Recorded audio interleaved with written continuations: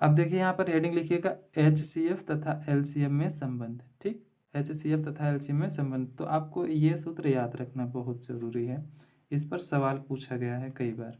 जैसे देखिए यहाँ पर लिखा है HCF गुणे LCM बराबर पहली संख्या गुणे दूसरी संख्या।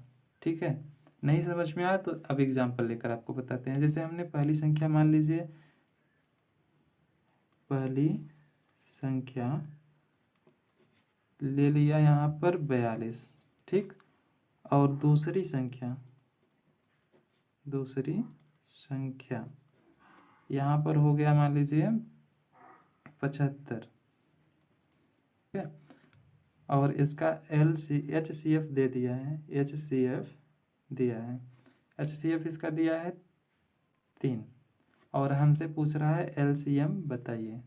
ठीक है, LCM हमें ज्ञात करना है, तो इसको हल करेंगे इसी सूत्र पर रख के यहाँ पे। ठीक है, चलिए हल करके आपको बताते हैं। जैसे यहाँ पर देखिए HCF गुणे LCM है ना, तो HCF के स्थान पर हमें 3 दिया गया है, तो हल करिए। यहाँ पर HCF के स्थान पे 3 गुणे LCM हमें पता करना है, तो इसको ऐसे ही रहने दीजिए। पहली संख्या कितनी दी गई है 42, और गुणे में दूसरी संख्या कितनी है 75। ठीक है, अब यहाँ पर देखिए ये 3 गुणा में हुआ है, उस तरफ जाएगा तो क्या हो जाएगा, भाग में हो जाएगा। तो यहाँ पर हो जाएगा LCM बराबर 42 गुणे 75 के बटे में 3। अब 3 से देखिए कट रहा है, 3 14 तिया 42, तो ये LCM बराबर हो गया यहाँ पर 14 गुणे 75। अब इसको गुणा करके लिख लेंगे, यही हमारा फाइनल आंसर होगा। तो इसका आंसर हो जाएगा 1050। अब देखिए इस चैप्टर में ये वाला सवाल बहुत ही पूछा जाता है, हर बार पूछा जाता है, लगभग 4 नंबर में आता है ये, तो इसको हम बहुत ही ध्यान से समझेंगे। ठीक है, देखिए यहाँ पर लिखा गया है सिद्ध कीजिए कि कर्डिम 2 एक अपरिमेय संख्या है। ठीक है, हमें सिद्ध करना है कि कर्डिम 2 एक अपरिमेय संख्या है। तो देखिए किसी भी परिमेय संख्या को हमें सिद्ध करने के लिए, मतलब अगर अपरिमेय दिया है तो इसको हम परिमेय मान लेंगे। ठीक है, तो लिखिए यहाँ पर माना कर्डिम 2 एक परिमेय संख्या है। ठीक, अभी हमने पढ़ा कि परिमेय संख्या को हम P/Q के रूप में लिख सकते हैं, तो इसको भी हम P/Q के रूप में लिख सकते हैं। तो P/Q बराबर इसको हम लिखेंगे कर्डिम 2। ठीक है, अभी इसके बाद ये दोनों पक्षों का वर्ग करेंगे, वर्ग मतलब स्क्वायर करेंगे। ठीक है, तो यहाँ पर लिखेंगे दोनों पक्षों का वर्ग करने पर, तो यहाँ पर हो जाएगा ये P² और ये हो जाएगा Q²। ठीक, और जब स्क्वायर करेंगे तो कर्डी हट जाएगा, तो यहाँ पर केवल हो जाएगा 2। ठीक है, अब देखिए यहाँ पर Q इस तरफ भेजेंगे तो इस तरफ ये हो जाएगा गुणा में, तो P² बराबर 2 गुणा फिर कितना होगा यहाँ पर Q²। ठीक, इसी तरीके से इसको देखिए यहाँ पर इस तरफ आएगा तो ये बटे में होगा, मतलब P² बटे में 2 बराबर Q²। अब यहाँ पर समझते हैं बात को। जैसे ये P² है, P² के बटे 2 है, मतलब इसका मतलब है कि P² 2 से विभाजित हो रहा है। ठीक है, विभाजित हो रहा है।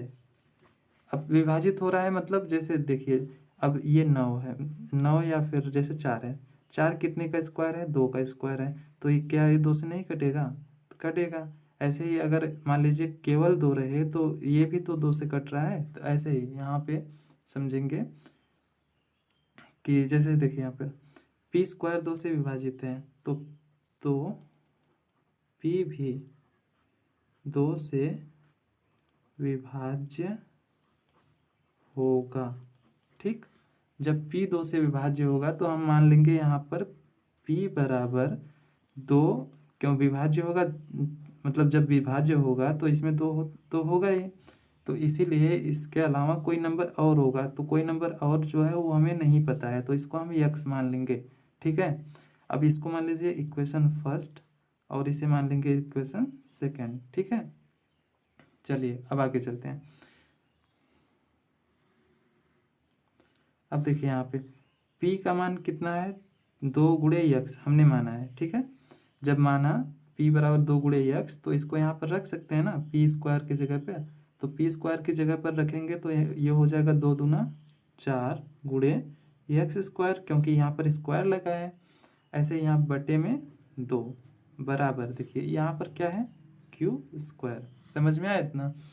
चलिए आगे चलते हैं। अब देखिए 2 1 का 2, 2 दूना 4, ये कट गया पूरा, देखिए यहाँ पे।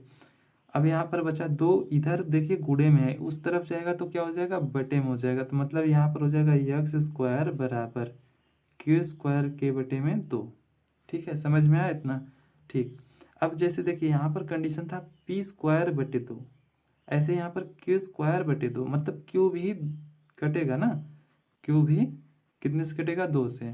तो अतः लिखेंगे, अतः क्यू भी 2 से विभाज्य होगा। ठीक, क्यू भी 2 से विभाज्य होगा। तो हम क्यू की जगह पर भी 2 गुणे में कुछ भी मान लेंगे, यहाँ पर मान लेंगे y, इक्वेशन नंबर 3। ठीक, इक्वेशन 3 इसको मान लेंगे। तो अब इक्वेशन 2 को इसी में नीचे उतार रहे हैं यहाँ पर। तो p इक्वल टू क्या था यहाँ पे देखिए, तो 2 गुणे यक्स था, इक्वेशन ये सेकंड वाला है। ठीक है, अब इसका हम निकालेंगे HCF।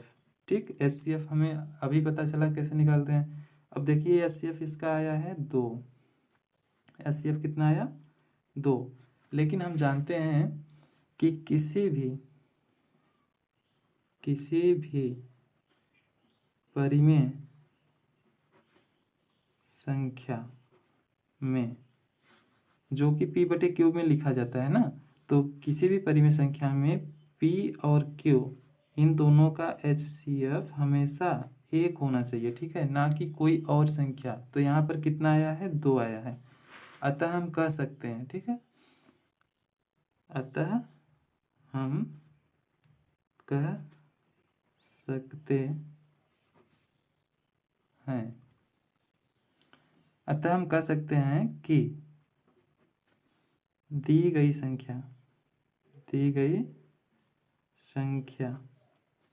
संख्या कितना है, कर्डिम 2। ठीक है, कर्डिम में 2 एक अपरिमेय